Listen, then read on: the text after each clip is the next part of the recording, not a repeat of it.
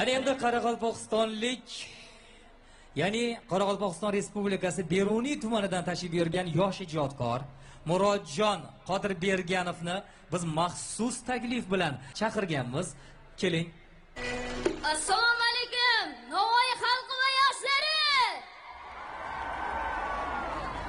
Men bugun Qoraqalpog'iston Respublikasi Beruniy tumanidan mana shu o'tkazilayotgan O'zbekiston yoshlari birlashaylik tadbiri bilan sizlarni o'zimning kamtarona san'atim bilan tabriklash uchun tashrif buyurdim. Hozir sizlarga ustozimiz Otajon Xudoshkurov musiqasi hamda O'zbekiston xalq shoiri Ibrohim Yusupov so'zi bilan Jayhun shamollari qo'shig'imni ijro qilib beraman.